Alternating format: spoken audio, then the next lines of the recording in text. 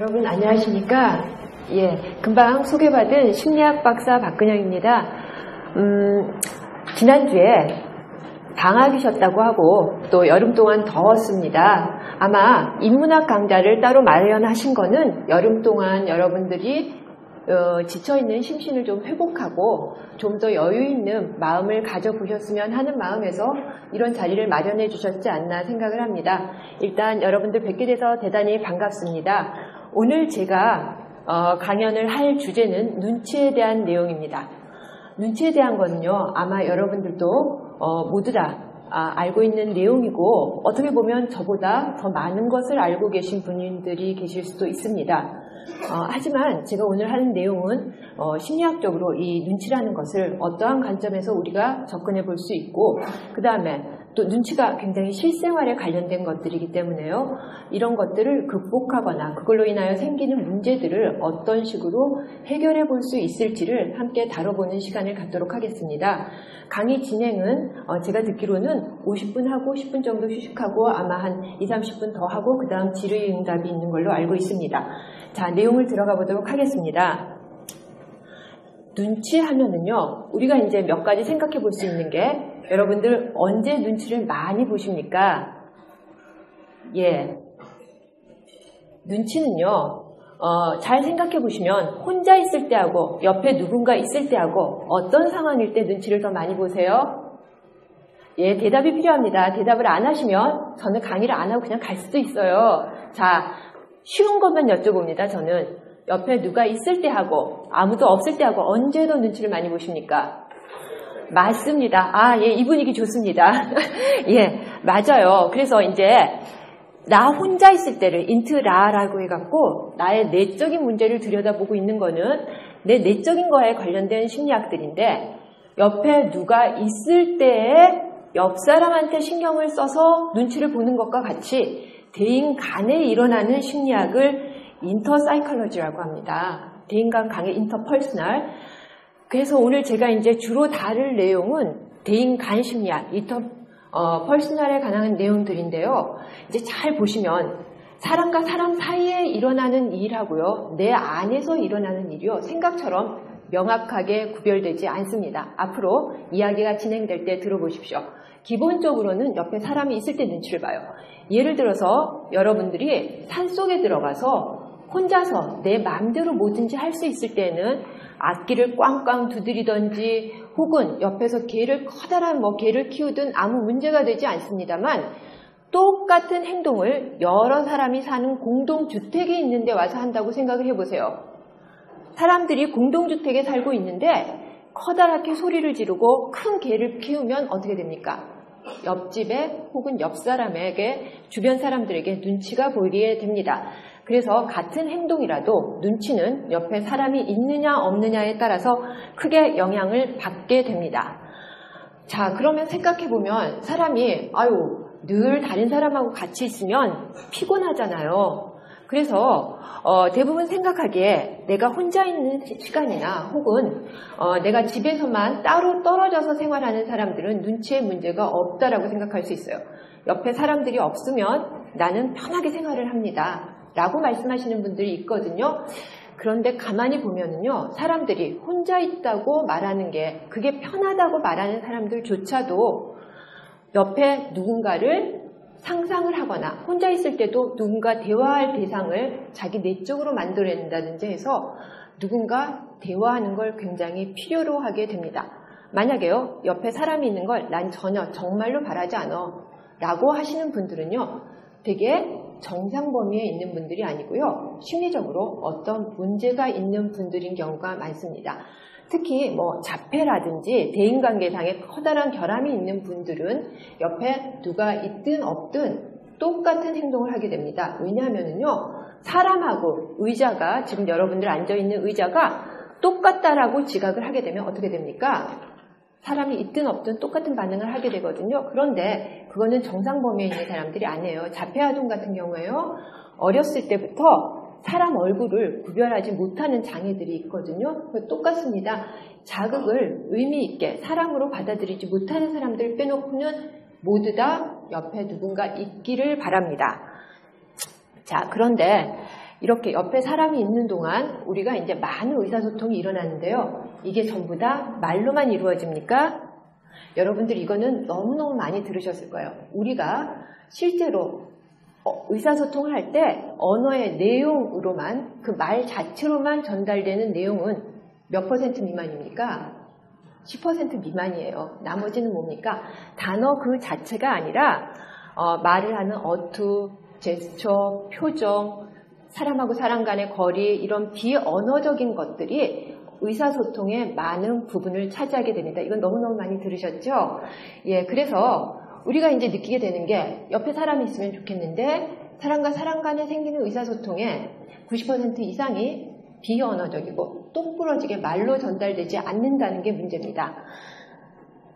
자, 그러면 이 말로만 전달되지 않는 부분 중에 일부 뭐가 있겠어요? 눈치가 분명히 있어요. 그렇죠? 이 눈치라는 주제가 오랫동안 이 메인스트림의 주요 그 학문 분야에서는 어떻게 보면 외면을 받고 주요 그 흐름에 들어오지 못했던 주제입니다만 이게 다시 이렇게 부각이 된 이유는 비언어적인 의사소통이 우리가 의사소통을 하는데 많은 부분을 차지한다는 것 때문에 요즘은 다시 각광받는 주제 중에 하나로 들어올 수 있지 않았나 저는 생각을 합니다. 자, 그러면 눈치는 언제 보는지 지금 봤죠? 다른 사람이 있을 때 혹은 마음속에 누군가를 상정했을 때의 눈치를 보게 됩니다. 자, 그러면 그 다음에 이제 우리가 언제 눈치를 보는지는 알았으니까 눈치라는 게 도대체 뭡니까? 라고 물어볼 순서입니다. 눈치가 뭡니까? 예. 눈치를 지금 이렇게 여러분들이 말씀 못하시는 것처럼 말로 똑부러지게 말을 못하는 게 눈치가 맞습니다. 자, 이 그림을 보시면 제가 눈치가 뭐냐고 물어보면 가져다가 설명하는 그림 중에 하나가 이 그림이에요. 여기 잘 보시면은 그림이 확실치는 않습니다만 어떻게 되어 있습니까? 요 개가 아주 눈치 빠른 개입니다. 조그만 개요. 이 개가요, 이 큰 개한테 덤비면은 분명히 물어뜯기고 다칠 거예요. 그렇죠? 그런데 주인이 줄을 꽉 잡고 있을 때는 막 달려들더니 주인이 줄을 놓쳤어요. 어떻게 됩니까? 이 개한테 물릴 판이에요. 그러니까 어떻게 합니까? 쓱 돌아보더니 자기 끈을 주인한테 갖다 주고 잡으라고 하고 다시 큰 개한테 덤비는 겁니다. 자, 눈치가 빠른 게 바로 이 개의 지금 반응이에요. 여기서 웃음이 안 나오는 거 보니까 여러분들이 오늘 굉장히 경직된 청자시군요. 예. 어쨌든 그래서 바로 이제 눈치의 본질이라는 건 여기에 다 들어있어요. 여기에 들어있는 게 뭐냐면은 굉장히 비언어적일 뿐만 아니라 이 맥락에 의존해서 눈치가 발생한다는 것을 우리가 알 수 있습니다. 두 가지죠. 상황적이다, 맥락적이다, 비언어적이다 이런 것들입니다. 자, 그래서 다음에 금방 그림에 나왔던 내용을 정리해 놓은 게 지금 이 슬라이드입니다. 눈치의 특징은 금방 말씀드린 것처럼 그 조그만 개처럼 상황적이고 비언어적인 특징을 가지고 있습니다. 자, 그런데 눈치를 보시는 분들의 많은 분들이 눈치 그거 안 봤으면 좋겠어요. 너무 불편해요. 라고 말씀을 하시는데요. 그래도 눈치를 안 보고 살아갈 수는 없다는 게 많은 분들이 또 하는 얘기입니다. 자, 여기에서 이제 조금 이따 넘어가서 보시겠습니다만 이 눈치에 대한 관점이 서양 문화권하고 동양 문화권에서 굉장히 다르게 작용을 하는데요. 이제 그거를 개인주의 문화하고 집단주의 문화로 나누어서 조금 이따 같이 보시도록 하겠습니다. 많은 경우에 이제 그 서양의 이성적인 문화에서는 아마도 눈치가 별로 작용을 하지 않을 것이고 우리나라처럼 어떻게 정의나 어떤 그 감정적인 면에 호소하고 그 다음에 비언어적인 의사소통을 많이 할수록 눈치가 많이 작동을 할 것이다. 그래서 일본, 우리나라, 중국 요 세 나라에서 아마 눈치가 굉장히 중요한 문제일 것이고 서양 문화권에서는 아닐 거라고 이전에 생각을 했거든요. 그런데 조금 있으면 보시겠습니다만 그렇지 않은 걸로 최근에 결과가 나와 있습니다. 자, 넘어가 보시죠. 자, 그러면 이제 일단 눈치가요. 말로 표현을 하기는 하지만 이게 아까 제가 비언어적인 거라고 했어요. 그럼 눈치의 특성은 어떤가를 물어보면은 아까 상황적 비언어적인 것 플러스 눈치가 우리 내부에서 나오는 기제로 보자면 이거는 인지심리학적인 어떤 기제로 보자면 눈치라는 것은 감성하고 이성하고 직관이 모두 다 한꺼번에 작용을 하는 어떤 접점에서 나오는 거예요. 그래서 그 자기 내적으로 이 눈치 자체가 굉장히 감정이 같이 들어있는 내용일 수도 있고, 그 다음에 이성적으로 내가 이 상황에서 이렇게 하면 될 거야 라고 생각을 해서 굉장히 어떤 지능을 아주 우리가 소위 말하는 그 언어적 지능을 많이 동원을 해서 눈치를 보시는 사람도 있어요. 이분들은 그 눈치를 통해서 사람들을 조종하려고 하시는 분들이 많이 있습니다. 어쨌든 그런 부분도 있습니다. 그 다음에 또 하나는요. 눈치를 볼 때요. 아주 오래 곰곰이 생각을 해서 눈치를 보는 게 아니라요. 그 상황에 들어가면은 우리가 깊이 생각하기 전에 얼른 눈치를 쓱 보게 되는 것들이 있거든요. 그래서 눈치는 지속적인 특징보다도 순간적인 특징들이 더 강한 것들입니다. 그래서 눈치의 심리적 특성을 살펴보면 우리 내부에서 나오는 기제로는 감성과 이성, 직관이 만나는 어떤 교차점에서 눈치가 일어나게 됩니다. 자, 우리 내부에서는 그렇게 나오는데 눈치 자체는 어떠한 규범을 통해서 형성이 되냐면, 외부적 규범을 통해서 형성이 되냐면, 요게 금방 보여드린 나라는 사람 안에서 다 일어나는 거죠. 이성, 감성, 직관, 그 사이에 요게 나예요. 그 다음에 요거는 타인과의 관계에서 나타나는 것인데, 타인, 가족, 친구, 집단, 문화, 사회, 규범, 체제. 자, 사회문화 시간 같죠? 어쨌든 이런 내용들이 다 상호작용을 해서 눈치라는 것이 발생하게 됩니다. 그런데 이런 규정들이 여기 있는 모든 것들이요. 만약에 언어적으로 딱 명시적으로 표시가 돼 있다고 하면 우리가 눈치를 봅니까? 아니에요. 규칙에 의해서 따라가면 돼요. 하지만 여기에 있는 것 중에 언어적으로 명시되지 않고 암묵적으로 우리가 의사소통을 하는 부분들이 있거든요. 그런 것들은 되게 눈치를 봐서 해결을 하게 됩니다. 여기에서 이제 수많은 문제가 발생을 하기도 하고 순기능도 있고 역기능도 있게 됩니다. 자, 다음 넘어가 보시죠. 자, 그러면 눈치를 지금 언제 보는지, 눈치가 무엇인지까지 했죠. 그러면은 눈치라는 의사소통이 왜 있는지에 대해서 우리가 물어봐야 돼요. 분명히 지금 제가 말씀드린 것처럼 눈치는 의사소통을 하는 기능이 있거든요. 그렇다면 우리가 말로 하면 말로 하고 그림으로 하면 그림으로 하지 도대체 이 눈치라는 의사소통은 어떤 때에 일어나는 것인가, 그래서 왜 이러한 눈치라는 것이 발달을 하고 어떤 기능을 가지고 있어서 지금까지 사람들이 쭉 가지고 있었는지를 물어봐야 됩니다. 자, 그러면 한 가지 여쭤볼게요. 눈치하고 말 중에 여러분들이 개인의 발달을 보면 눈치를 먼저 배우는 것 같으세요? 말을 먼저 배우는 것 같으세요? 예, 눈치 먼저 배워요. 여러분들 아주 어렸을 때요, 말 못했을 때 여러분들 부모님한테 우유 받아 먹고 그 다음에 조금 더 커서는 이제 부모님한테 기저귀 갈아달라는 신호도 보내고 이런 것들을 다 비언어적으로 부모님하고 그 의사소통을 통해서 전달을 하고, 그래서 그게 성공적이어서 지금 여러분들 지금까지 있으신 거거든요. 만약에 그 이제 언어 이전에 우리가 의사소통을 했던 그 눈치 부분에 의사소통이 없으셨다면 지금 좀 여러분들이 어딜 크게 다치셨을 수도 있고 지금 사회적 상호작용에 어떤 문제가 있으실 수도 있어요. 개인의 발달에서 눈치가 먼저 발전했던 것처럼 인류 전체의 발전으로 봐도요, 말, 이성으로 하는 말하고 그 다음에 눈치를 따져보면 어떤 게 먼저 발전을 했냐면 인류 전체의 역사에서도요, 눈치가 훨씬 더 먼저 발전을 하게 됩니다. 뿐만 아니라요, 동물들한테도 눈치가 나타나요. 동물들이 자기 영역 안에서 다른 짐승의 침입을 받지 않고 먹고 살아나려고 할 때요, 말로 하는 게 아니라요, 그 자기한테 어떤 각인되어 있는 규칙이라든지 그런 눈치를 통해서 생존을 하게 되는 부분들이 있거든요. 그래서 자, 보시면 눈치의 기능을 보면 우리가 생각하는 것보다 훨씬 광범위하고 그 다음에 언어보다도 훨씬 오래됐다는 것을 느끼시게 될 겁니다. 보시죠.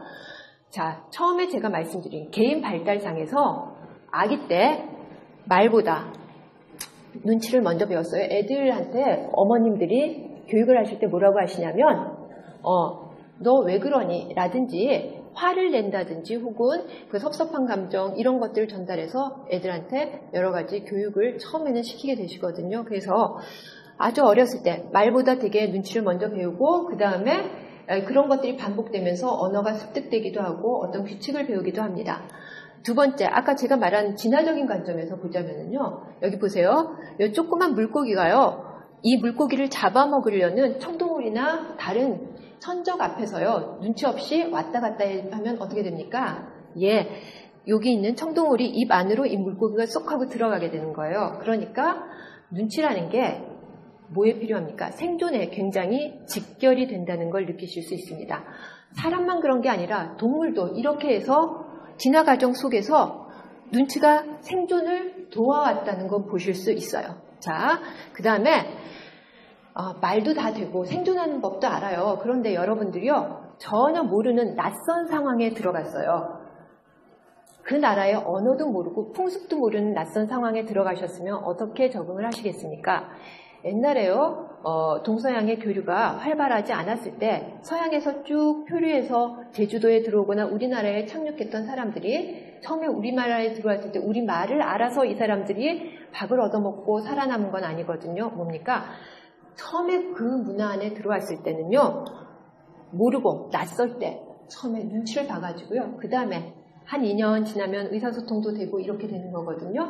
그래서 자, 여기 제가 해놓은 거는요. 여기 예쁜 배우인데요. 배우가 이 젊은 아가씨가 다른 건 많이 해봤을지 모르겠는데 요리를 해본 적이 없는데 요리를 막상 하려고 보니까 낯선 상황에서 남들은 어떻게 요리를 하나 하고 살펴보고 있는 겁니다. 그래서 요리 어떻게 하는 거야?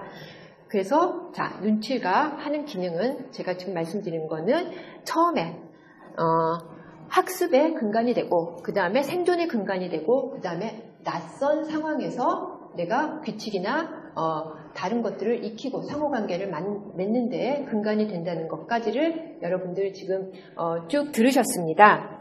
자, 그 다음 넘어가 보죠.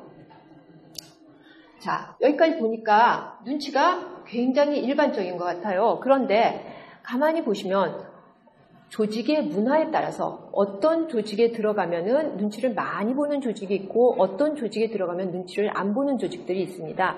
예를 들어서 대표적으로 요즘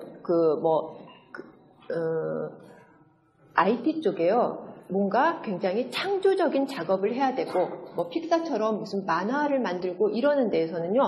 눈치를 많이 봐가지고 그게 일이 진행이 되겠습니까?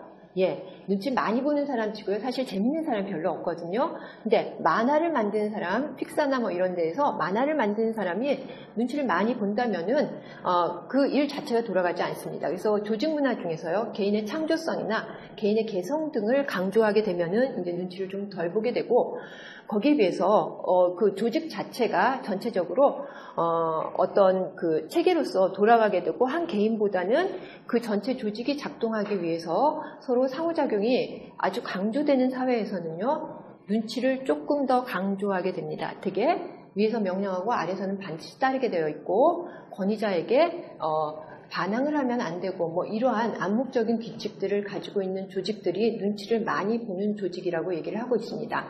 자, 그러면 넘어가 보죠. 지금 제가 이제 두 가지로 나누어서 말씀을 드렸는데요. 이 두 가지를 이전에 이제 학자들이요, 여러 가지 분류로 나눴어요. 옛날에는 이제 동서양이라고 표현도 하기도 했습니다만, 여기 보시면 고맥락사회, 저맥락사회, 에드워드 홀이라는 사람이 이렇게 나누었는데요. 고맥락사회는 뭐냐면 그 주변에 사람들이 어떤 식으로 행동을 하고 그 조직에서 뭘 원하고 이런 암묵적인 것들을 따르는 게 굉장히 중요한 사회입니다. 그래서 이 고맥락 사회에서는 눈치의 문제가 굉장히 중요하게 됩니다. 상관이 맞다라고 하고 이걸 실행하려고 할 때에 아니요라는 말을 쉽게 할 수 없는 소위 눈치 문화라고 말하는 것들이 이 고맥락 사회에 해당이 되게 됩니다.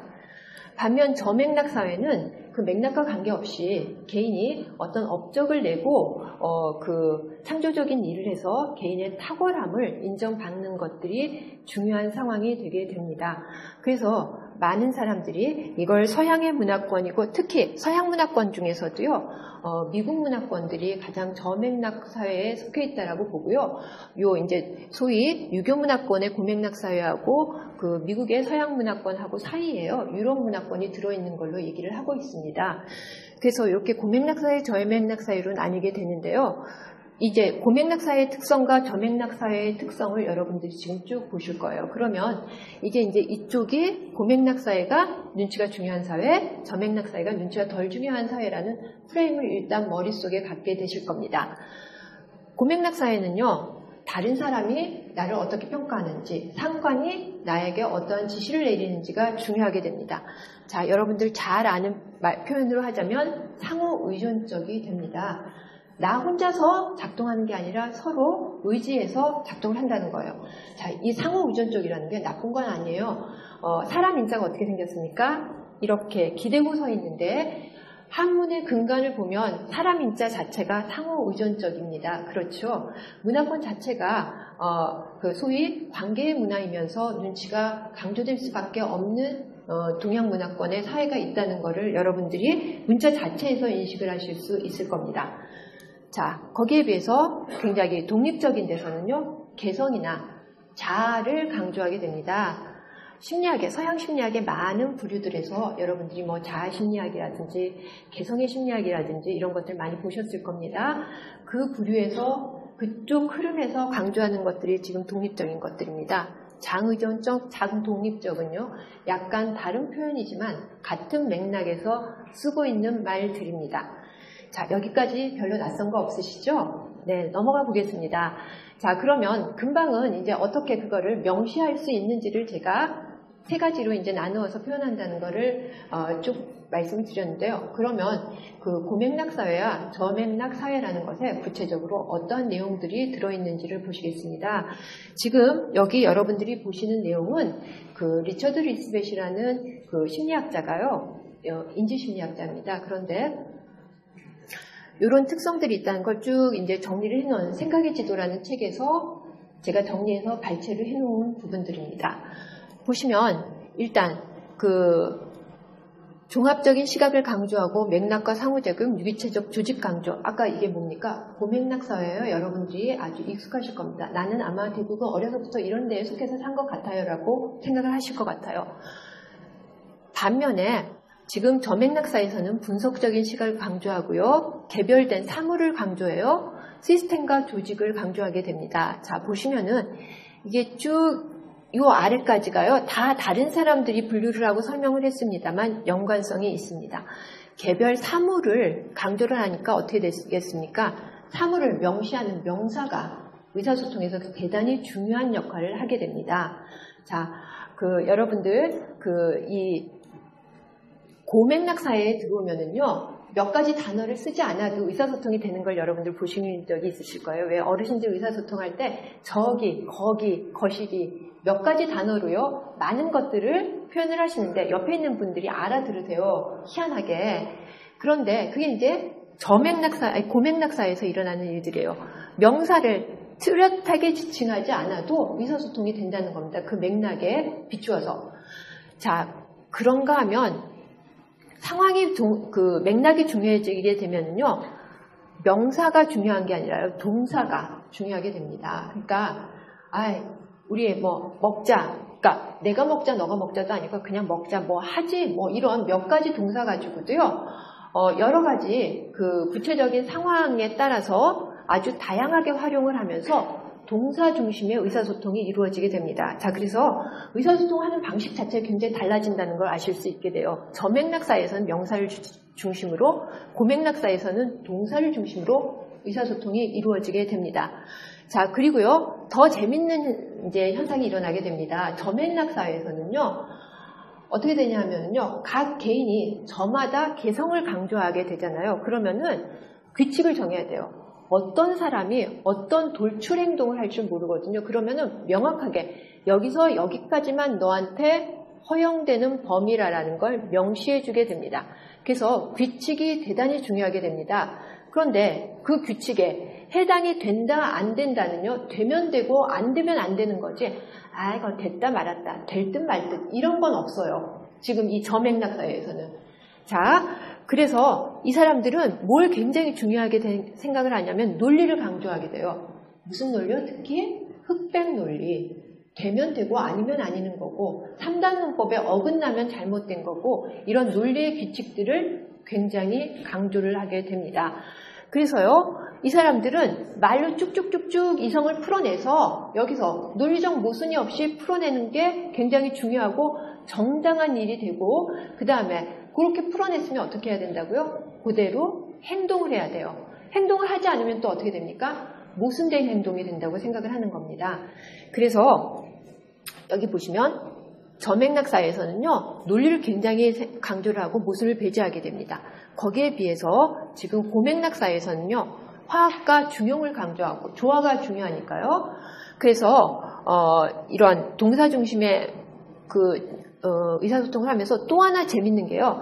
여러분들이 동양 철학 있잖아요. 동양 철학이 서적을 쭉 보시면 어떤 현상이 있냐면은요, 여러 가지 이제 실용이나 중용 이런 우리가 윤리나 우리 행동에 관련된 부분은 많이 발전이 되어 있습니다만, 동양 철학 중에서 가장 발전이 안 돼 있는 분야가 어떤 건지 아세요?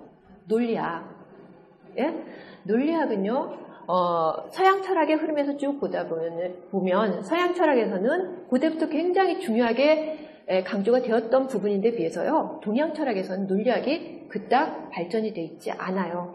그래서 이 철학의 흐름을 보더라도 이제 이게 그 눈치를 강조하는 문화와 그렇지 않은 문화 사이에 상당한 차이가 있다는 거를 여러분들이 느끼시게 될 겁니다. 자, 그 다음에요, 이제 요런 모든 거를 이제 쭉 이제 종합을 해서 굉장히 재미있는 현상이 하나 나타나게 됩니다.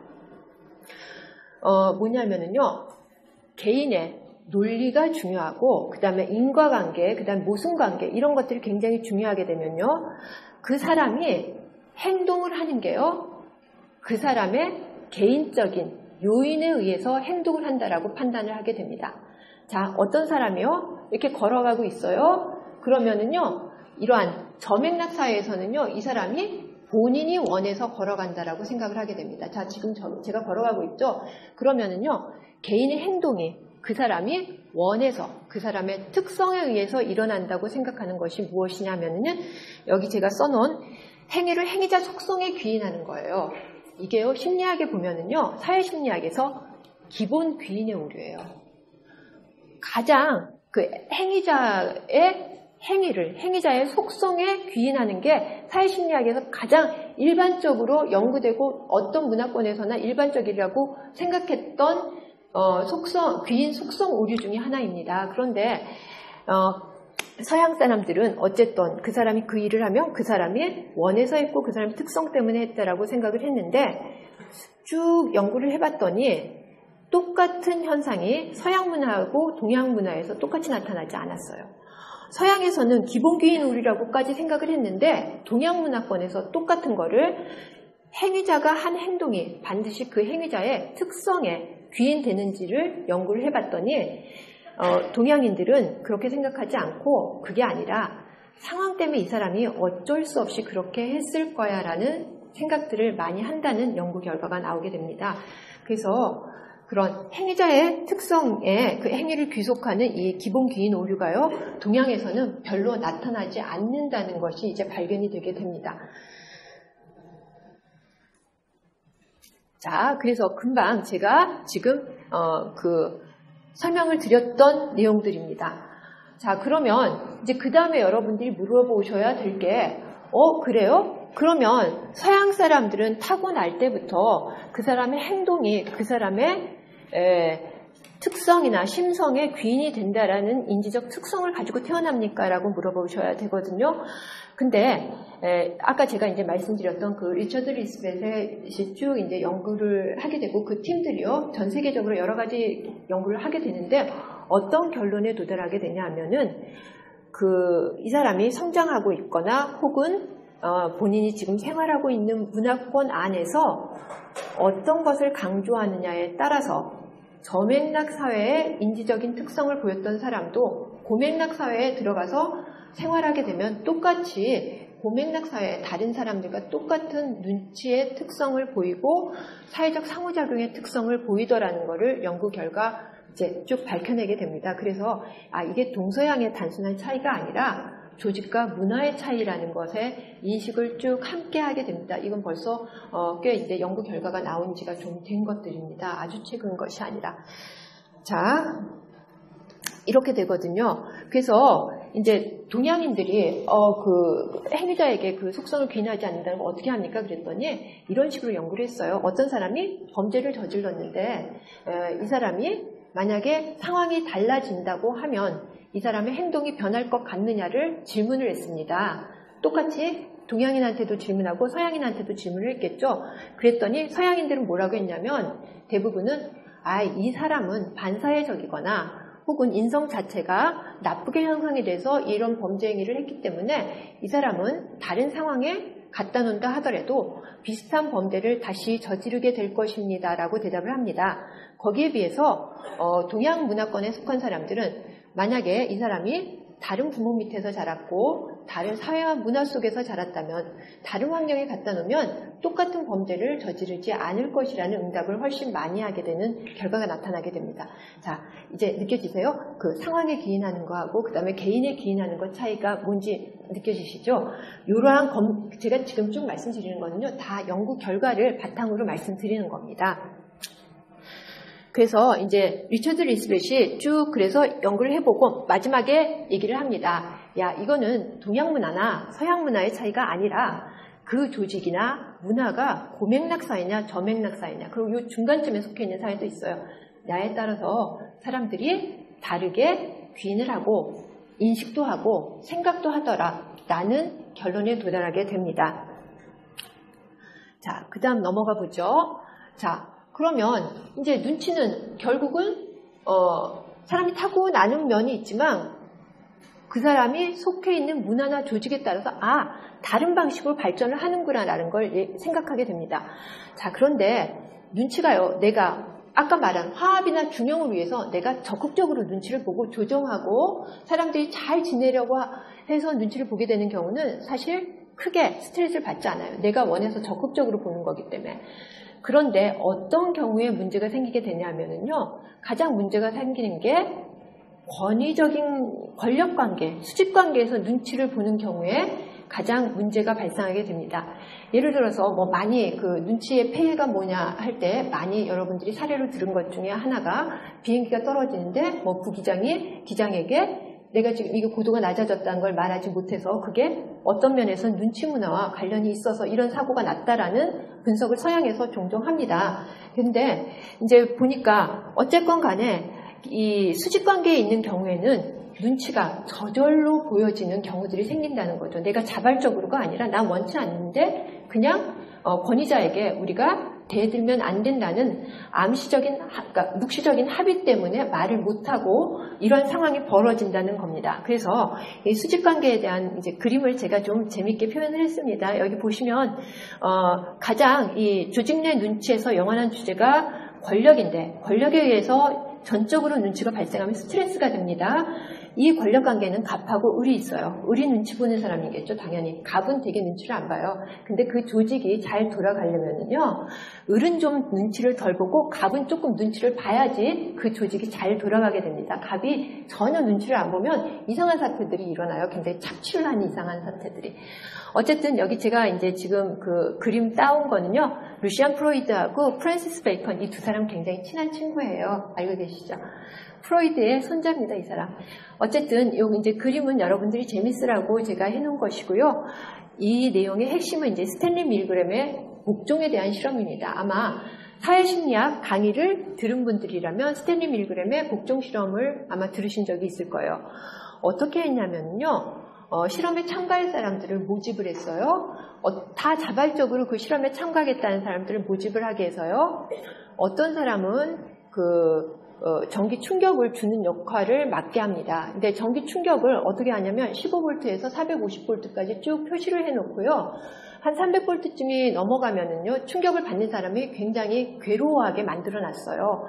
그리고 이제 볼런티어로 온, 자발적으로 거기에 지원을 해서 온 실험 참가자들이 그 전기 충격을 주게 만들었습니다. 그런데 이렇게 유리 칸막이가 있는데 저쪽에 있는 사람은 사실은 진짜 충격을 받는 게 아니라 연기자, 실험을 도와주는 연기자를 넣어놓고 이게 높은 전류를 흘릴수록 점점 고통스러워하는 거를 연기를 하도록 만들어놨어요. 그런데 충격을 주는 사람은 내가 진짜 충격을 준다라고 생각을 하겠죠. 그런데 이 실험을 처음에 시작할 때 스탠리 밀그램 팀에서 한 300볼트 넘어가면 충격 받는 사람이 굉장히 괴로워하니까 아마 실험 참가자들이 더 이상은 전기 충격을 주지 않을 거라고 생각을 했어요. 그런데 이 실험 결과 굉장히 놀라운 일이 벌어집니다. 뭐냐면은요, 이 실험에서 3분의 2가량이요, 전부 다 300볼트까지 전기 충격을 실험자의 지시에 따라서 주게 됩니다. 그럼 3분의 1은 안 줬냐면 3분의 1은요, 450볼트 최고 수준까지 다 줬어요. 뭡니까? 대부분의 사람들이 놀랍게도 실험을 실시하는 권위자의 하얀 가운과 권위 있는 어투에 순응을 해서요, 그냥 복종을 해서 그 전기 충격을, 엄청난 양의 전기 충격을 다른 사람한테 가하더라는 거예요. 여러분 놀랍지 않으세요? 자, 이 실험에서 이제 문제와 논란이 되는 것들이 이제 일단 굉장히 비윤리적인 실험을 했다라고 이제 비난을 받았습니다. 비윤리적이죠. 그 다음에 이제 또 하나는 왜 이런 이제 현상이 일어났는지에 대해서 사람들이 굉장히 갑론을박을 하게 됩니다. 한 가지는 권위자에게 책임감을 떠넘기기 때문에 이런 현상이 일어날 수 있었다. 실험 참가자들이 계속 쇼크를 올린 거는, 그래서 이 복종의 문제가 권위자한테 책임을 떠넘기면서 일어난다라고 생각을 하게 됩니다. 그래서 근데 이제 또 하나는, 만약에 그렇다면 이 스탠리 밀그램 팀이 아니라 다른 데에서 이 똑같은 실험을 해도 이런 결과가 나타날까? 설마 그럴 리가 없어라는 사람들이 의문을 갖게 됩니다. 그런데요, 그 이후에 많은 반복 실험 결과 서양이고 동양이고 간에요, 거의 결과가 유사하게 나타나게 됩니다. 그래서 야, 이게 복종이 정말 큰 문제구나. 그것도 권위가 있는 수직 관계에서 이 복종에 의해서 이상한 일들이 일어난다는 걸 알게 됐는데요. 근데 재밌는 거는 이 실험자는 뭐라고 처음에 설명을 했냐면, 여러분이 원하지 않으면 멈춰도 좋다라고 얘기를 했어요. 그런데 그 실험에 참가한 사람들이 450볼트, 300볼트 이상을 계속 누르게 되는 거는요, 그냥 실험자의 눈치를 살펴서 이걸 누르게 되는 겁니다. 말로 표현한 게 아니었거든요. 그런데 그 권위에 대해서 어떤 식으로 복종해야 하는지에 대해서 암묵적 합의와 눈치가 있었던 거죠. 그래서 이게 지금 많은 부도덕한 일이나 혹은 이 끔찍한 행위에 이런 원인들이 있을 수 있겠다라는 것들을 추정하는 이 실험의 근거가 됩니다. 그리고 이제 뭐 유대인 학살이라든지 고문과 같은 굉장히 무겁고 비인간적인 주제에 대해서 설명하는 어떤 실험의 하나로 이것들이 이제 제시가 되게 됩니다. 이건 아직도 깨지지 않는 결과입니다. 자, 그래서 이제 스탠리 밀그램의 복종의 실험에서 이제 눈치의 문제가 얼마나 심각한지 보실 수 있을 겁니다. 자, 그러면 이제 수직 관계에서는 분명히 오히려 갑이 조금 더 눈치빨을 세워야 되고 을은 이제 눈치를 조금 낮춰야 되는데요. 문제는 수평 관계나 내가 적극적으로 눈치를 봐서 관계를 조절할 수 있는 관계에서는 눈치에 어떤 일이 일어나는 겁니다. 자, 보시면 되게 이제 눈치가 스트레스가 된다고 하시는 분들이 눈치를 안 보면 무지 신날 것 같다고 얘기를 하세요. 그런데 문제는요, 네, 당신은 오늘부터 눈치를 안 봐도 좋습니다라고 말하면 나는 신나요. 그런데 대신에 당신이 오늘부터 당신이 눈치를 안 봐도 좋은데 눈치를 안 보는 다른 사람과 같이 계속 일을 해야 됩니다라고 얘기하면 그때부터는 괴로워하시는 거예요. 뭡니까? 나는 눈치를 보기 싫지만 다른 사람은 내 눈치나 혹은 주변 사람의 눈치를 전혀 안 보는 게 불편해진다는 거예요. 자, 눈치를 안 보면 어떻게 될 것 같으세요? 하나부터 10까지요? 조목조목 다 말로 설명을 하셔야 돼요. 아주 세부적인 사항까지. 무슨 얘기인지 아시겠어요? 그렇게 하지 않으면은 이제 일이 돌아가지 않게 되는 겁니다. 그래서 결국 눈치가 많은 부정적 측면이 있음에도 불구하고 눈치가 넘쳐도 탈이지만 눈치가 전혀 없는 사람도 탈이라는 결론에 이르게 됩니다. 자, 그러면 눈치의 일반적인 속성에 대해서 말을 했습니다. 그러면 개인의 어떤 유형에 따라서 눈치가 달라지나요? 라고 질문을 하셔야지 돼요. 자, 일반적인 정상적인 사람의 눈치의 유형에 대해서 얘기를 할 거고요. 그 다음에는요, 들어갈 거는 부적응적인 유형의 눈치에 대해서 마지막에 이제 얘기를 드릴 겁니다. 그러면 대충 일부가 끝나거나 조금 넘어갈 것 같은데요. 자, 눈치를 많이 보는 사람 하면 여러분들 어떤 유형을 생각하십니까? 예, 굉장히 주눅 들어있고, 눈치 보는 사람 하면 전형적인 게 있어요. 이렇게 어깨가 굽어 있고요. 상체는 이렇게 있고, 시선은 맞추지 않고 약간 눈을 내리를 깔고 이런 위축되고 소극적인 사람을 생각하실 거예요. 자, 그래서 어떤 사람이 눈치를 많이 보는지에 대해서 지금은 돌아가셨습니다만 중앙대학에 계신 최상준 교수님께서요, 연구를 하신 적이 있어요. 한국인의 심리학이라는 책에 이게 정리가 잘 되어 있습니다. 그래서 눈치를 많이 보는 사람의 유형을 쭉 조사를 해봤더니 놀랍게도 우리는 그냥 한 단일 유형의 사람이 눈치를 볼 거라고 생각을 했더니 눈치를 보는 사람의 유형이 굉장히 다양하다는 걸 발견하게 됩니다. 그 책에도 최상진 교수님이 그렇게 쓰셨어요.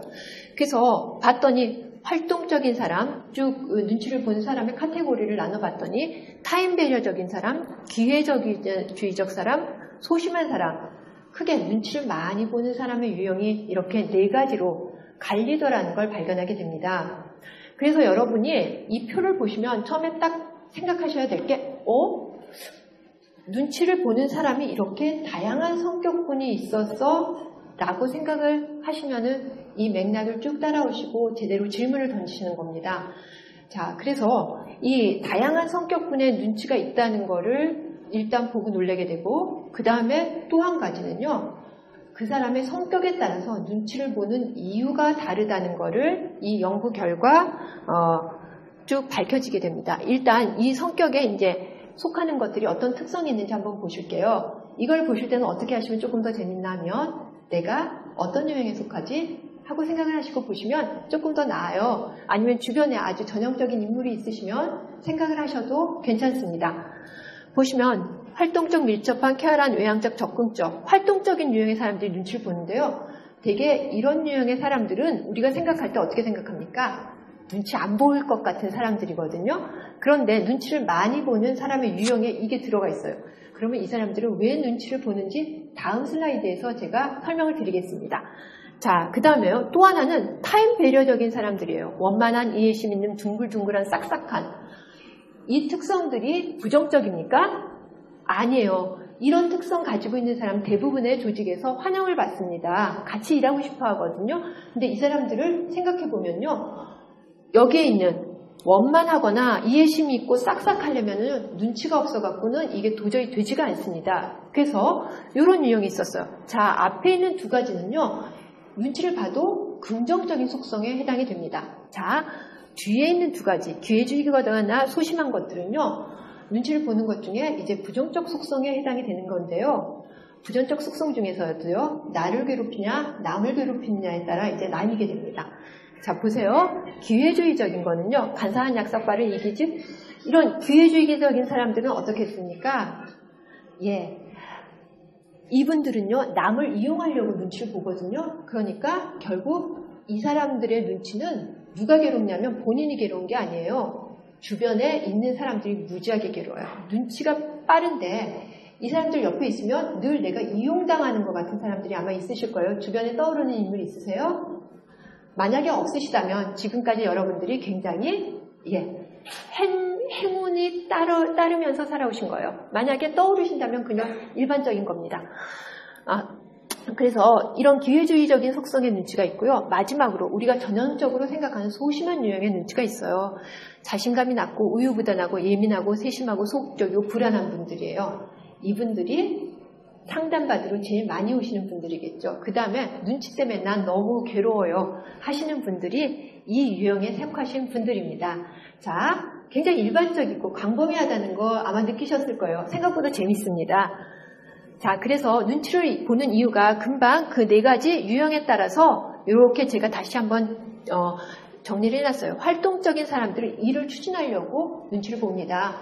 어떤 일을 추진하려고 그러면 그거에 찬성하는 사람만 있는 거 아니잖아요. 반대하는 사람도 있고 찬성하는 사람도 있는데 이들을 조율을 해야지 일이 진행이 되거든요. 그렇기 때문에 활동적인 사람들은 일을 추진하기 위해서 눈치를 봅니다. 타임 배려적인 사람들은요. 그 조직에서 잡음이 일어나지 않고 조화롭게 조직이 굴러가는 걸 원해서 눈치를 보게 됩니다. 이런 분들 옆에 있으면요 되게 편해요. 그러고 소셜 네트워크상으로 보면 이분들은 뭡니까? 여러 사람들이 모여있는 망의 중간쯤에 아주 여러 사람의 고리가 연결되어 있는 이런 분들입니다.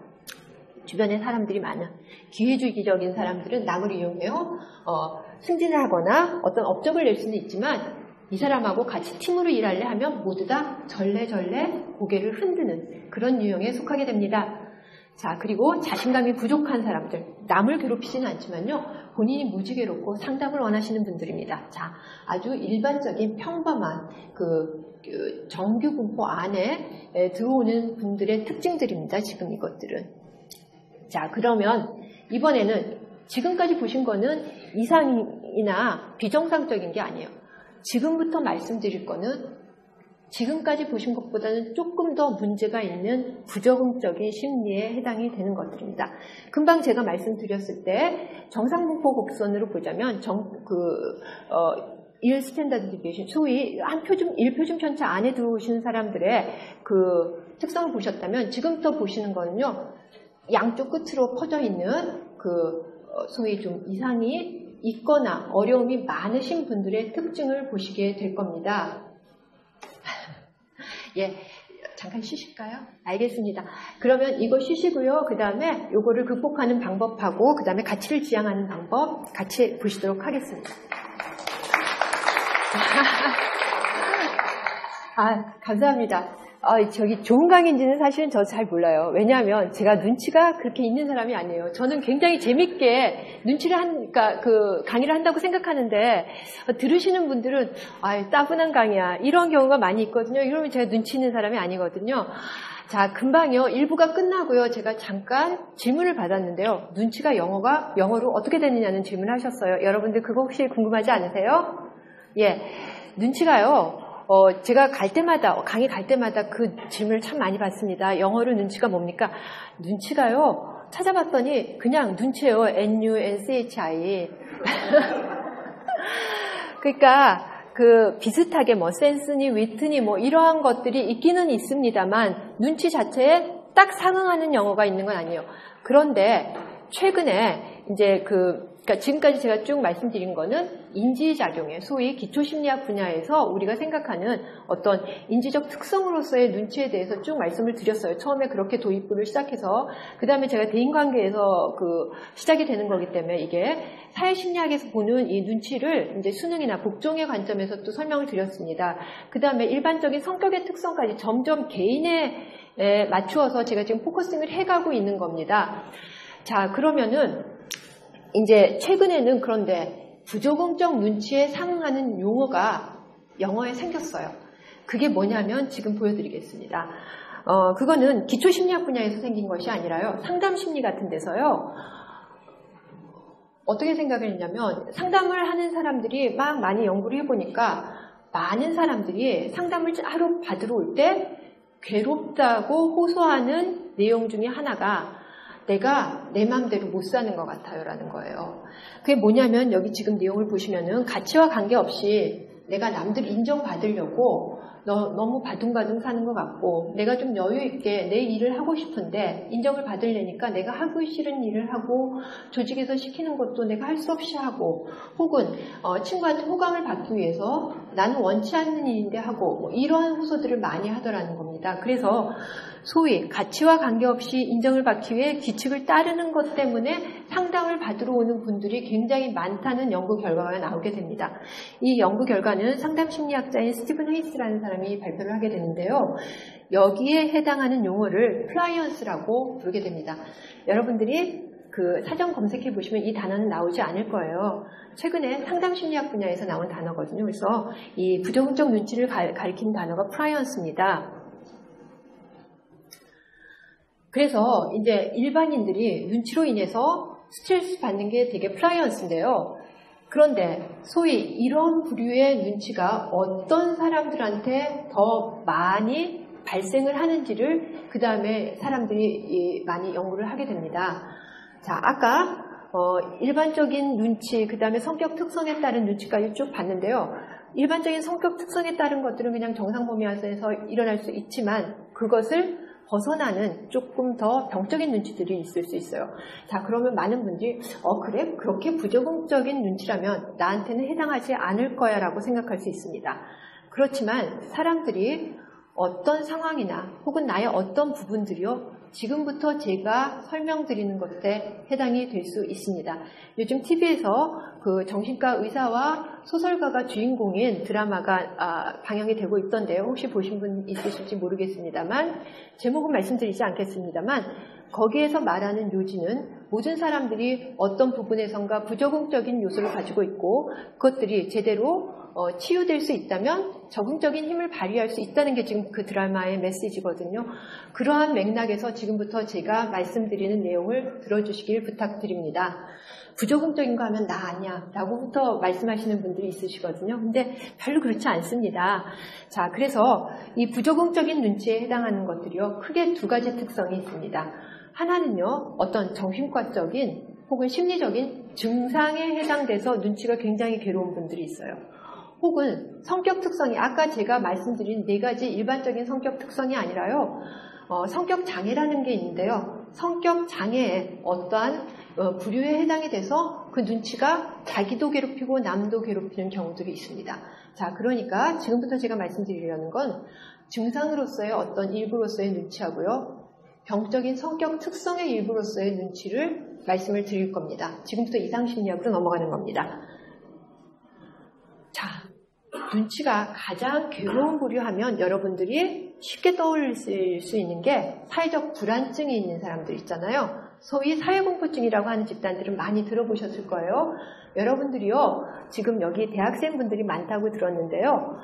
단일 정신과적 질병으로요, 대학생들한테 가장 많은 것 중에 하나가 뭐냐면 바로 사회공포증입니다. 연령 집단별로 봐도요, 이렇게 쭉 일생을 이렇게 추적해서 볼 때요, 대학생 때가 사회공포증이 많이 증가되어 있는 상황이에요. 왜냐하면 본인이 원하든 안 하든 소위 팀플이라는 걸 하고 발표를 해야 되고요, 남한테 프레젠테이션을 하면서 내가 평가를 받아야 되는 위치에 많이 놓이게 되는 때들이거든요. 그래서 저부터 이제 대학생일 때 다른 사람들하고 만나거나 이야기하거나 혹은 내가 남들 앞에서 발표하거나 혹은 어떤 수행을 할 때 불편하다는 호소를 많이 하세요. 이분들이 주로 호소하시는 내용 중에 하나가 뭐냐 하면은 눈치가 보인다는 거예요. 예를 들어서 내가 이렇게 걸어갈 때도 남들이 날 어떻게 볼까 걱정이 되고, 내가 말을 할 때도 내가 말을 제대로 하는지 안 하는지 남들이 평가하는데 날 형편없다고 생각할까봐 눈치가 보이고, 이러한 소위 사회 불안증이 높은 집단들이 남의 평가에 신경을 많이 쓰면서 일반적인 범위 안에 들어오지 않을 정도의 높은 눈치, 부정적인 눈치를 보이게 됩니다. 이해가 되시죠? 예. 자, 그 다음에 이제 또 하나는요, 연령 집단에 관계없이 가장 흔한 질환 중에 하나라고 말하는 우울증입니다. 우울증 뭐라고 얘기를 합니까? 되게 사람들이 평생 동안 살아가면서 우울증에 해당하는 증상을 한 번이라도 경험하는 거는 되게 5명에 1명이나 4명에 1명꼴, 평생 유병률입니다. 이게 그 정도라고 할 만큼 우울은 굉장히 흔한 질병이고 감기와 같은 정신과적 질병이라고 얘기를 합니다. 자, 그런데 우울이 생기면 어떤 현상이 일어나냐 하면, 여러분들이 평소에는 긍정적인 생각을 가지고 있다 하더라도 일단 우울증적인 사고가 생기거나 정서적으로 우울증이 발현이 되게 되면 모든 게 부정적으로 생각이 되고요. 그 다음에 나 자신에 대해서도 굉장히 가치를 낮게 평가하게 됩니다. 생각해 보세요. 내가 굉장히 형편없는 사람이고 가치 없는 사람이라고 생각을 하게 되면 그 다음에 어떻게 됩니까? 다른 사람 눈치를 저절로 보게 돼요. 내가 자신이 없어서요. 그래서요, 눈치가 괴로워지는 증상군으로 보자면은요, 이 사회불안증하고 그 다음에 우울증이 있을 때, 우울증도 사실 여러 가지 유형이 있어요. 뭐 화병 같은 우울증, 기타 등등이 있는데요. 내가 자신이 없고 정말 슬퍼지는 우울증일 경우에는 눈치가 상당한 문제가 되게 됩니다. 그래서 만약에 여러분들이 내가 전에는 이전까지는 이렇게 눈치 심하게 안 봤는데, 내 성격상 내가 이런 사람이 아니었는데 갑자기 왜 이렇게 다른 사람 신경이 많이 쓰이고 눈치가 보이지? 그러면 일단 생각해 보셔야 될 게, 내가 지금 사회적 불안이 많이 높아졌나 하고, 혹시 내가 이전에 비해서 지금 우울한 상태인가? 이런 것들을 한번 생각해 보셔야 됩니다. 자, 그러면 이런 경우에는 극복 방법은요, 물론 개인적으로 뭐 극복하시는 방법도 있겠습니다만, 자, 인터넷에 많이 나오는 상담 내용이죠. 전문가의 도움을 받으시는 게 가장 좋습니다. 약이 효과가 있는 경우도 있고요. 집단 상담이라든지 뭐 여러 가지 효과가 있는 경우가 있습니다만, 문제는 원인이 여기에 있다는 것을 알지 못할 때는요, 엉뚱한 자가 처방을 내려서 상황을 더 악화시키게 되기 때문에요. 이 경우에는 원인을 분명하게 파악을 하고 도움을 받으셔야 됩니다. 자, 그러면 이런 증상은 우리가 참 많이 봤는데, 그거보다도 조금 더 아주 오랫동안 지속된 특성으로서 눈치가 불편감을 주는 것으로 자리 잡고 있다면은 일시적인 증상이 아니라 나한테 어떤 지속적인 성격 특성이 있는지 생각해 보셔야 돼요. 성격하고 증상 중에 어떤 게 더 오래 가는 것 같으세요? 성격이 훨씬 오래 가요. 일찍 형성이 되고 일생을 통해서 거의 바뀌지 않는 부분들이 있는 게 성격이거든요. 근데 되게 평범한 사람들은 중간에 성격이라든지 어떤 그 대인관계 패턴 같은 게 변합니다만, 장애로서의 어떤 성격 특성들이 고정적으로 있는 경우에는요, 거의 잘 바뀌지 않습니다. 누구를 만나든 똑같은 패턴으로 대인관계를 하려고 하고요. 그 다음에 어떠한 상황에 가든 자기의 똑같은 성격 특성으로서 다른 사람들한테 어필을 하려고 하는 특성들이 있으면서 부적응이 계속 발생을 하게 됩니다. 자, 넘어가 보시죠. 도대체 눈치가 되는 성격 특성들이, 성격 장애가 어떤 것들이 있는지 보시면은 여기 제가 써놓은 것은 5가지입니다. 현재 성격 장애 분류는요, 전체 이제 10가지 이상 여러 가지가 분류가 되어 있습니다. 그 중에서 눈치가 문제가 되는 것들을 여기에 표시를 해놨는데요. 이 중에서 제가 이제 특히 말씀드릴 거는요, 의존심이 지나친 거하고 사랑을 너무 많이 원하는 것, 이런 경우가 이제 우리가 일반적으로 생각할 수 있는 눈치가 굉장히 이제 괴로운 경우들이고요. 그 다음에 요 아래에 있는 것들요. 의심이 많은 경우, 남을 이용하려고 하는 경우, 내 편인지 너무 궁금한 경우, 이 경우는 드물지만 아주 고질적으로 계속 지속되는 것들입니다. 그래서요, 일단 여기 조그만 것들부터 조금 설명을 하고 넘어가겠습니다. 남을 이용하려고 하는 것은요, 아까 앞에서 보시면 그 착취적인 눈치에 해당하는 것들 보셨죠? 그 남을 이용하려고 해서 보는 이제 일반 성격에서도 이렇게 연결을 해보실 수 있습니다만, 일반 성격보다도 더 심하게 이분들은 어떤 특성이 있냐면요, 법이나 남의 권리를 완전히 무시한다는 특징이 있습니다.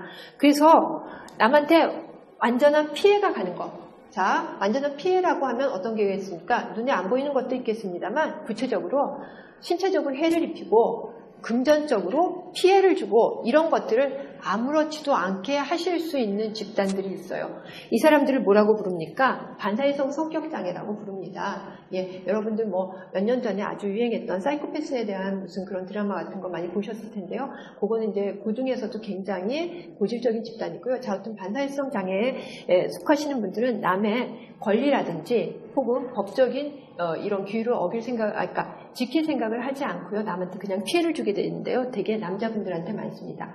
자, 이분들은 여러분들이 살면서 잘 피하면 돼요, 사실. 그쵸? 그러니까 운이 없어서 이렇게 여기에 걸려들 수도 있습니다만, 어쨌든 피할 수 있는 집단일 수도 있습니다. 그 다음에요, 아주 의심이 많은 사람들이 있어요.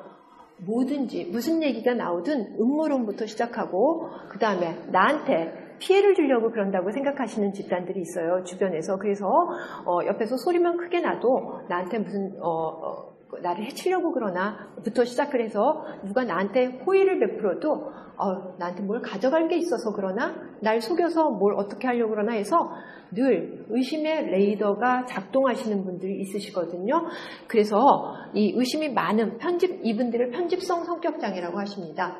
이분들도 눈치를 많이 보세요. 뭐냐면, 왜 보시냐면 이분들은 남들이 나한테 피해를 줄 거라고 생각하기 때문에요. 피해를 입지 않으려고 늘 눈치를 보시는데, 문제는 이분들이 자기한테 피해를 줄 거라고 생각하는 단서가 일반적이지 않다는 게 문제입니다.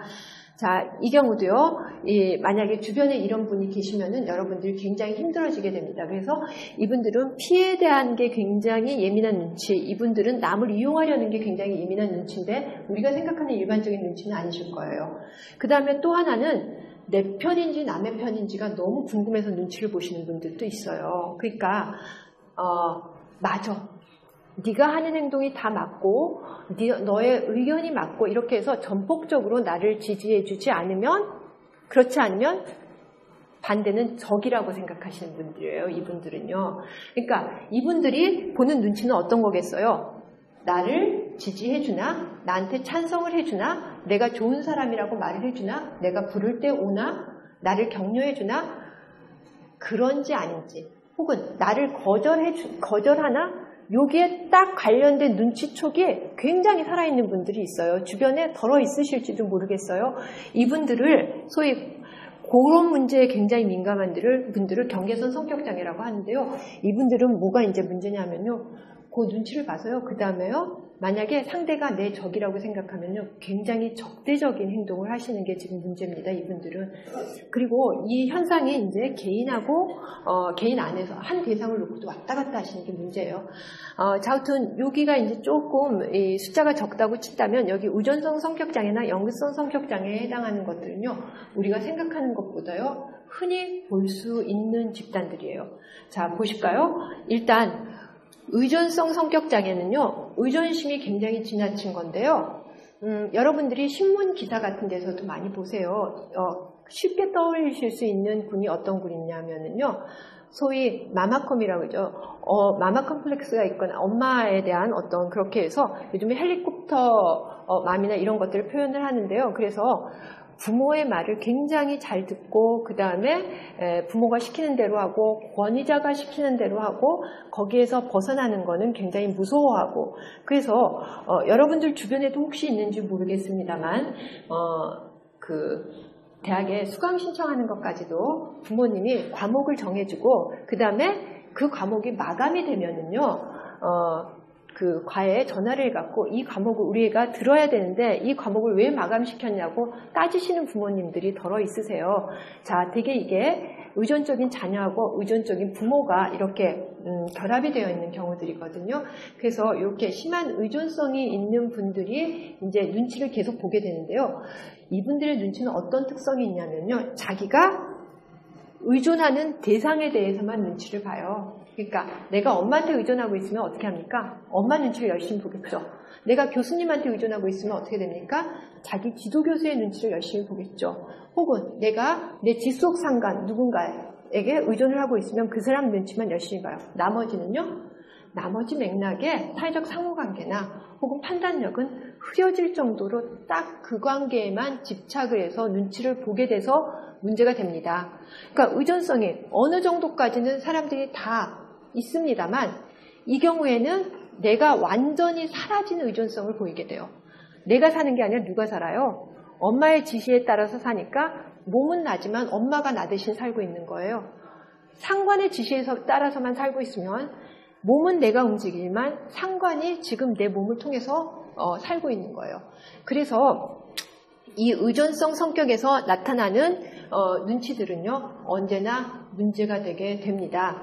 자, 의존성이 문제가 되는 거는 어떤 경우예요? 지금 말씀드린 거는 내가 없이 오직 의존성만 있는 거. 그걸 셀프리스리스라고 표현을 했습니다. 내가 없는 의존성인 경우에 아주 나쁜 눈치가 생기게 되고 이건 병적이라고 보셔야지 됩니다. 옆에 주변에 떠오르시는 분들이 더 있으실 겁니다. 자, 그 다음에 또 하나는요, 연극성 성격장애에 해당하는 사람들이에요. 자, 이 사람들은 너무나 사랑을 원해요. 그러면 사랑받는 방법이요, 내가 가치가 있고 내가 좋은 사람이어서 나를 발견한 누군가가 나를 사랑해주면 최고예요. 그렇죠? 근데 그것과 관계없이 내가 원하는 누구한테라도 사랑을 받아야 되면 어떻게 하겠어요? 사랑을 받을 수 있는 방법을 인위적으로 만들어내게 됩니다. 예, 내 특성이 아니고 내가 원하는 바가 아니라 하더라도 지금 내가 인정을 받고자 하는 대상이나 내가 사랑을 받고자 하는 대상이 원하는 성격 특성을 만들어내게 됩니다. 자, 이전에는 이 사람들 굉장히 히스테리컬하다고 그래가지고요.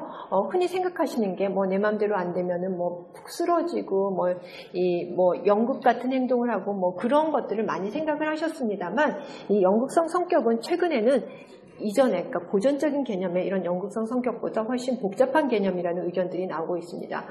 왜냐하면 우리가 지금 살고 있는 사회가 기본적으로 어떤 시장 경제에 기초를 하고 있잖아요. 그러면은 이 안에서는 나라는 사람을 잘 포장을 해서 다른 사람들 눈에 띄게 해서 내가 선택을 받게 만들거나 나라는 사람의 상품성이 소비가 될 수 있도록 만들어야 되거든요. 맞죠? 이게 시장사회의 기본적인 원리인데 우리 성격도 그 규칙을 따라가게 되면 우리가 생각하는 남자한테 애정을 얻고 여자한테 애정을 얻고 하는 그런 유치한 수준의 어떤 연구성 성격이 아니라 내가 들어가려고 하는 조직이나 이 시장, 내가 속해 있는 시장 안에서 원하는 성격 특성이나 개인적인 어떤 그 능력들을 원하는 방향으로 과대 포장을 하고 전시를 하게 되는 그러한 일들이 벌어지게 됩니다. 그러면 어떻게 됩니까?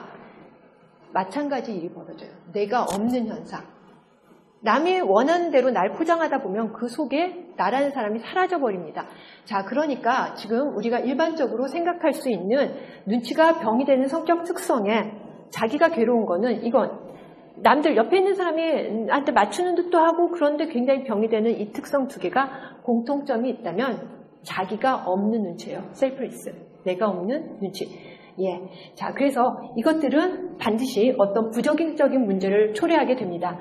자, 그러면 어떨 때 이 사람들이 부적응을 초래하게 될 것 같으세요? 옆에 내가 의지할 사람이 있고 나를 인정해주는 사람이 있을 때는 절대 문제가 안 돼요. 어떤 순간이요? 상실의 순간이 오면 이 사람들한테는 엄청난 문제가 생기게 됩니다. 내가 의존했던 사람이요. 이 세상에 있는 모든 사람들이 죽어요, 언젠가는. 내가 이제 의존하는 대상이 대개는 나보다 권위가 있거나 나보다 나이가 많은 분들인데요. 무슨 특별한 사고가 나서 역순으로 가지 않는 이상은 그분들이 나보다 먼저 돌아가시거나 혹은 내가 사랑했던 사람이 나를 어느 순간에 거절할 수도 있어요. 바로 그 순간에 이 사람들의 문제가 불거지게 되고 치료적 상황이나 상담을 원하시게 됩니다. 근데 인생의 어떤 순간인가는 틀림없이 오거든요. 그거를요, 출구 사건이라고 해요. 다른 사람하고 우리가 쭉 살아가면서 우리 일생 동안 발달 과정에서 피할 수 없는 출구 사건들이 있어요. 그게 이별이고 상실이거든요. 그래서 그런 상황들이 오면 이 사람들의 취약성이 여지없이 드러나게 됩니다. 그러니까 남의 눈치만 보다가 갑자기 눈치 볼 대상이 없어지는 그 순간에 오는 부적응의 정도라고 하는 거는 여러분이 그냥 상상하는 것보다 굉장히 큰 부적응이라고 생각을 하시면 됩니다. 그러면 지금 부적응적인 눈치의 특성이 자기가 없는 눈치, 그 다음에 상실에 대처할 수 없는 눈치였어요. 그렇죠. 그렇다면 그거를 어떻게 조정을 할 수 있고 그런 상황에 가지 않을 수 있을까 하는 부분이 지금 다루려는 부분입니다. 제가요, 지금 여기에서 말씀을 드리는 건 눈치하고 지혜의 관계예요. 눈치가 주변 사람들을 배려하거나 기타 등등 상황에서 발생은 할 수 있지만 내가 없고 상실에 대처할 수 없는 눈치라고 하는 거에 속성은 한마디로 말을 하면 뭡니까? 미성숙한 거예요. 미성숙한 눈치입니다. 여러분들 성숙에 대해서 굉장히 많이 얘기를 들으시죠? 성숙한 사람들은 되게 어떤 상실에 대처할 수 있고 어떠한 상황에서 자기 주관을 가질 수 있거든요. 그런데 이 미성숙한 눈치를 가지고 있는 사람들은 그런 취약성, 상실에 대한 취약성, 자기가 없어서 겪게 되는 어려운 문제들을 겪게 됩니다. 그래서 만약에 그 눈치라고 하는 비슷한 기제가 만약에 성숙의 과정을 거치게 되면 뭘로 가게 되냐면요. 지혜에 이르게 돼요. 자, 여러분들 눈치도 지혜도 사실은 이게 서양적 언어입니까? 동양적 언어입니까? 동양적 언어예요. 그러니까 서양에서요. 위스덤, 소위 지혜에 대한 연구를 많이 했습니다만 결국은 어떠한 결론에 도달하게 되냐면 이게 언어적으로 표현하기가 대단히 어려운 지식 상태구나라는 결론에 도달을 하게 됩니다. 그 그러니까 지혜에 대한 것도 앤더슨이라든지 그런 계열의 이제 여러 사람들이 쭉 연구를 하게 됩니다. 그런데 지혜의 특성을 쭉 이제 연구를 해봤더니 지혜가 이런 서술적 지식이 아니고 명시적 지식이 아니다라는 연구 결과가 나옵니다. 대신에 상당히 암묵적이고 절차적이고 그 다음에 우리가 수행을 하면서 드러나는 것이 지혜라는 것이라는 게 이제 연구 결과들이 나오게 되는데요. 그것들이요 정확하게 눈치 아주 성숙했을 때는 지금 지혜의 속성이 되지만요. 미성숙한 상태에서 비슷한 속성을 갖게 되면 그게 눈치가 됩니다. 그래서 눈치나 지혜는 동양 문화권에서 모두 강조가 되는 것이고, 눈치가 잘 성숙을 하게 되면 지혜로 갈 수 있는 관문이 돼요. 눈치가 지혜로 직결된다는 말은 아닙니다. 하지만 어떤 문턱이면 틀림이 없습니다. 자, 그렇다면 이제 지혜로 갈 수 없는 눈치, 정말 이런 눈치는 그냥 미성숙한 데서 끝나겠구나라는 눈치는 어떤 속성이 있냐면요, 스스로 조절을 할 수가 없는 눈치입니다. 뭡니까? 눈치를 계속 보는 사람들이요, 똑같이 하는 말이 뭔지 아세요? 피곤해요. 너무 피곤해요. 라는 말씀을 하십니다. 왜? 눈치를 볼 상황이 됐든 안 볼 상황이 됐든 일단 눈치가 병적으로 계속 작동을 하다 보면은요, 어떤 상황에서든 계속 눈치를 살피시는 분들이 있어요. 여러분들, 제가 아까 수직관계에서, 권력관계에서 눈치를 본다고 말씀드렸잖아요. 그런데 나중에 조금 나이가 들고 나서는요, 자기보다 손 아래 사람들 눈치를 보는 분들도 분명히 주변에 보실 거예요. 애들이 아버지나 어머니 눈치를 봅니다만, 아버지, 어머니 중에서도요, 자기가 약하신 분들은 어떤 현상이 일어나냐면요, 자식이 좀 크면은요, 자식 눈치 보시는 분들 참 많으세요. 그래서 내가 어떤 상황이 돼서 내가 쉴 수 없이, 내가 조절할 수 없이 계속 눈치라는 상황이 지속이 되게 되면 이거는 절대 건강한 눈치가 될 수 없습니다. 그러면 내가 이 눈치라는 거를 조절을 할 수 있는지 없는지 선생님 어떻게 합니까? 궁금하시죠? 일단 제가 아까 피곤하다고 말씀드렸는데요. 피곤은요, 우리가 심리적으로 생각하는 피곤도 있습니다만 몸하고 심리적인 상태가 떨어져 있습니까? 붙어 있습니까? 반드시 붙어 있어요. 요즘 그거 떨어져 있다, 이거 완전히 이원론적이다 라고 주장하시는 분은 없어요. 일부 있으실 수도 있습니다만, 연구 결과들은 그렇지 않다라고, 뇌와 신체와 그 다음에 여러 가지 신체적인 어떤 사인들이 연결이 돼 있다는 연구 결과들이 훨씬 많습니다. 그래서 멈출 수 없는 눈치를 계속 보시는 분들은요, 소소한 신체적 증상을 많이 호소하시게 돼요. 긴장 상태가 계속 있다고 생각을 해보세요. 그러면은요, 근육이 굉장히 긴장되어 있는데 몸이 편할 수가 없어요. 그래서 내가 여기저기 쑤신다든지, 그 다음에 저녁에 잠을 못 자든다든지 하는 소위 소소한 심리적인 문제들을 아주 종합선물처럼 잔뜩 안고 살아가시게 됩니다. 자, 그러니까 눈치 계속 보는 거 건강에 굉장히 안 좋으신 거 아시겠죠? 당연히 심장이라든지 이런 데도 다 안 좋습니다. 자, 그 다음에, 그러니까 조절할 수 없는 눈치는 우리가 신체적으로, 지속되면 신체적으로 알 수 있고요. 그러한 사인까지 나타난다면 무조건 이 눈치는 내가 어느 순간에 멈춰야 되는 눈치예요. 계속 그렇게 사시면 어떻게 되실 것 같으세요? 내가 타고난 수명만큼 살기가 어려워지시는 거예요. 자, 그 다음에 또 하나가 있어요. 나는 이제 눈치 보는 게, 어떤 분들은 내가 이 눈치 잘 봐갖고 요 상황 이렇게 조절해서 요 결과가 나오는 거 보니까 재밌어 라고 말씀하시는 분도 있어요. 그런데요, 이게요, 건강하지 않은 눈치의 기준 중에 하나가 내가 스트레스를 받느냐 안 받느냐도 있지만, 또 하나는 내가 보고 있는 눈치라고 하는 것이 나와 타인의 가치를 해치느냐 안 해치느냐 하는 건 굉장히 중요합니다. 아까 보세요. 남을 배려하지 않고 착취하는 눈치, 반사회적인 눈치를 가지고 있는 사람들은요, 눈치 보는 게 본인은 별로 안 피곤할 수 있지만 남의 가치를 심하게 해치잖아요. 그거 건강하지 않습니다. 그 다음에 처음에 제가 말씀드릴 때 생존을 위해서 눈치를 봤다라고 했는데요. 그게 내가 생존을 하기 위해서 지금 내가 가치 없다고 생각하는 일을 계속 눈치를 봐서 해가고 있다면요, 장기적으로는 누구의 가치를 해칩니까? 나 자신의 가치를 해치는 게 돼요. 그래서 결국은 건강하지 않은 눈치는 내가 피곤해서 지쳐 떨어져서 몸이 아프게 하는 눈치, 이게 첫 번째 건강하지 않은 눈치고요. 그 다음으로 그거보다 더 중요한 거는 나하고 타인의 가치를 해치는 눈치는 무조건 건강하지 않다라고 할 수 있습니다. 자, 여기까지 말씀드리면요, 많은 분들이 가치, 참 좋은 말씀이죠. 그런데 인생의 가치라는 걸 찾는 게 그렇게 쉽습니까? 라고 물어보십니다. 그리고 혹은 내가 뚜렷한 가치를 가지고 있다 하더라도요, 그거를 추구하기가 참 어렵습니다. 자기 가치에 따라서만 살 수 있는 사람이 눈치 문제 때문에 고민을 하겠습니까? 라고 말씀을 하십니다. 자, 그래서 가치라는 것을 우리가 어떠한 관점에서 봐야 하고, 가치라는 것이 왜 눈치 문제를 극복하는 중요한 그 키포인트가 되는지에 대해서 제가 말씀을 드리겠습니다. 자, 아까요, 병적인 눈치를 보는 사람들의 문제가 뭐라고 말씀드렸어요? 어떨 때 가장 취약성이 나타나냐 하면 상실의 사건이 있을 때, 나라는 사람이 바로 서야 할 때, 그때가 가장 힘든 때라고 그랬어요. 자, 그런 거를 우리가 인생에서 비유를 하자면 어떤 순간입니까? 폭풍우가 굉장히 몰아치고 우리가 어떤 방향으로 나가야 할지를 잃은 순간이라고 보시면은 딱 맞습니다. 여지껏 내가 의존할 대상이 있었을 때는 누가 내 인생에 나침판이 되줬습니까? 내가 의존했던 그 타인 있잖아요. 그 사람이 내 인생의 나침판이 되줬어요. 그런데 그 사람이 사라져버려요. 그 다음에 내가 어떤 뭔가 불확실한 일에 대해서 결정을 해야 돼요. 그런데 그걸 결정할 나 자신이 없어요. 그럼 어떻게 됩니까? 칠흑 같은 어둠 속에서 파도가 막 일렁이는데 거기에 조그만 배를 타고 곧 파산할 것처럼, 그러니까 그 가라앉을 것처럼 떠있는 상태 같은 기분이 되실 겁니다.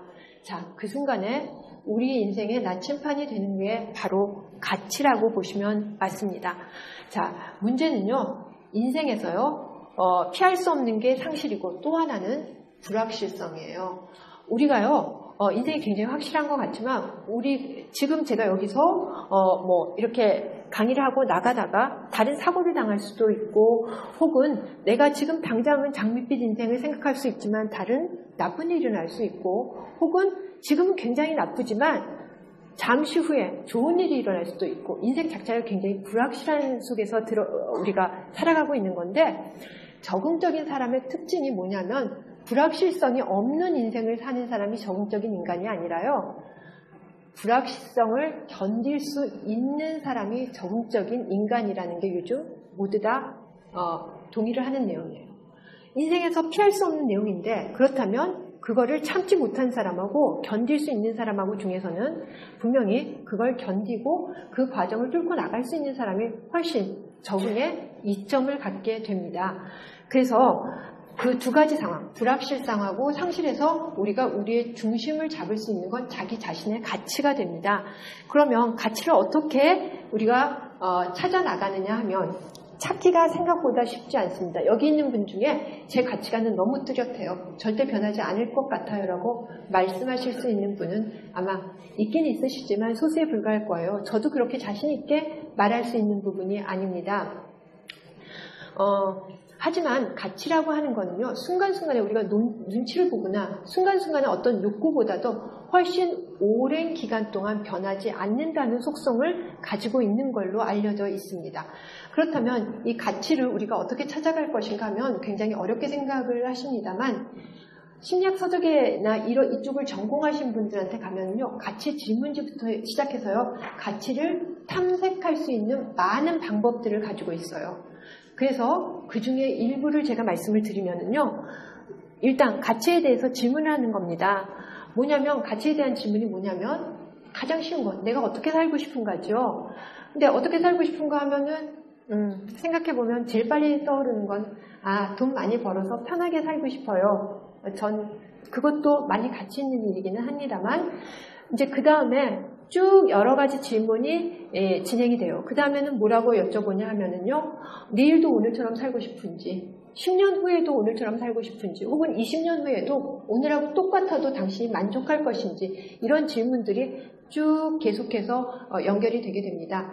자, 이렇게 하면은요, 되게 이제 많은 분들이 어떤 가치관을 떠올리시는데요, 되게 그 대답하시는 분들 중에 일부는 어떤 대답을 하시냐면요, 끝까지 상관없어요. 이렇게 살다가 저는 그냥 유명을 달리하겠습니다. 이렇게 말씀하시는 분들이 있어요. 자, 그런데 재밌는 건요, 이렇게 말씀하시는 분들한테 가치가 가장 절실하다는 겁니다. 이분들한테요, 끝까지 버티시면 이렇게 물어보세요. 자, 좋습니다. 그러면은 당신 이제 잘 아는 친구분이 계속 이렇게 지금처럼 살고 계신데 10년 후도 괜찮으실까요? 쭉 물어보다 마지막에요, 아까 심지어는 반사회성 성격장애, 범법행위를 하시는 분들조차도 당신의 자식이, 아들이나 딸이 20년 후에 당신하고 똑같은 모습이면 괜찮으시겠습니까? 물어보면 그때쯤은 그거는 좀 아닌 것 같아요 라는 말씀을 하십니다. 그러면 어떤 모습이시길 바랍니까? 당신의 자식이나 혹은 당신이 아주 가까운 사람이 어떤 모습이길 바랍니까? 라고 물어볼 수도 있어요. 혹은 당신이 어떤 영화나 소설을 봤을 때 어떤 인물을 봤을 때 굉장히 가슴이 찡하고 울리고 감동을 받으셨습니까? 라고 여쭤볼 수도 있습니다. 혹은 당신이 어떤 일을 할 때 당신이 가장 생기 있고 활기 있다고 느끼셨습니까? 라고 여쭤볼 수도 있습니다. 이 질문은 굉장히 여러 가지가 있으니까요. 여러분들이 찾아보시면 돼요. 그래서 그 질문을 쭉 하셔서 그 중에 가치를 선택을 하시면 그 다음에 가치를 선택을 하고 나면 그 가치대로 사라질까요? 그런 사람은 아무도 없어요. 그러니까 이 지금 심리학 서적에 많은 대개는 이제 연구 결과들이나 실험의 결과들, 경험적인 것들을 바탕으로 하는 것들이 심리학입니다. 심리학은 절대로 철학과는 다르거든요. 그래서 경험적인 자료들을 많이 가지고 있는데요. 그거를 알려드려도요. 많은 경우에는 그걸 활용하는 데까지는요. 굉장한 시간과 노력이 필요합니다. 왜 그런지 아세요? 예, 그거는요. 지식에 대해서 많이 연구한 사람들이 이미 다 밝혀놨어요. 그러니까 우리가 그런 명시적 지식, 어떤 선언적 지식이라고 하는데요. 그거를 어떤 문장으로 암기를 하는 건 대단히 쉬워요. 아, 가치 있는 인생을 살아야 된다. 이건 문장 하나잖아요. 문장 하나 우리 머릿속에서 전혀 어렵지 않게 떠오릅니다.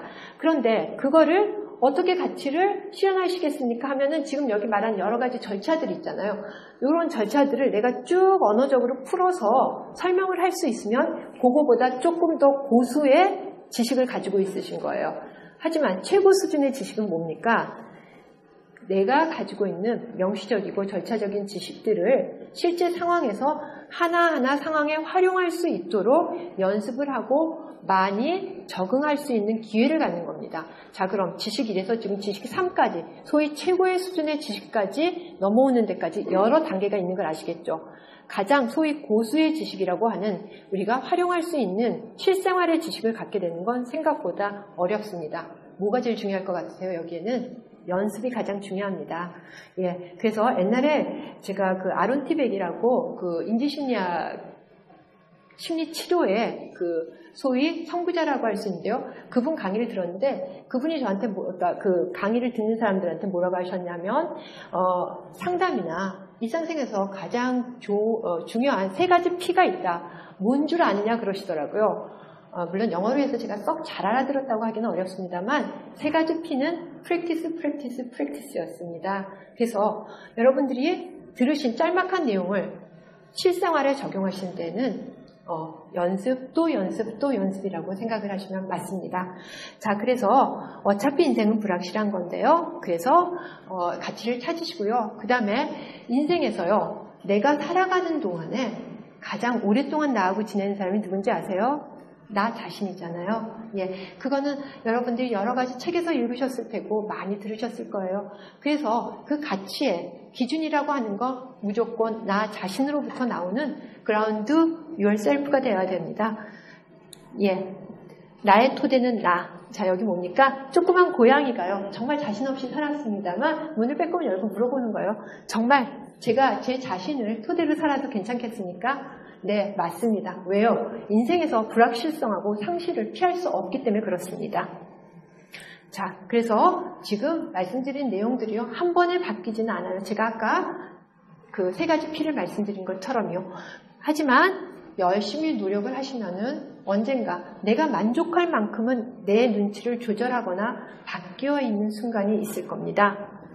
그래서 달라지지는 않지만 덜 흔들리고 내가 조금 더 가치를 잡은 눈치를 보실 수 있다면 가장 오늘 그 강의를 들으신 내용 중에서 도움이 되고 오래 남는 내용이 되실 것 같습니다. 그래서 다른 거는 몰라도요. 오늘 제 강의를 들으시고 그래 내 자신을 믿고 내 가치를 한번 잡아보고 눈치라는 것도 이 가치를 토대 위에서 돌아가야만 제대로 작동되는 것이구나 라고 만약에 생각을 하셨다면 아마 100% 이 강의를 받아들이신 걸로 도움이 되신 걸로 제가 생각을 할 수 있을 것 같습니다.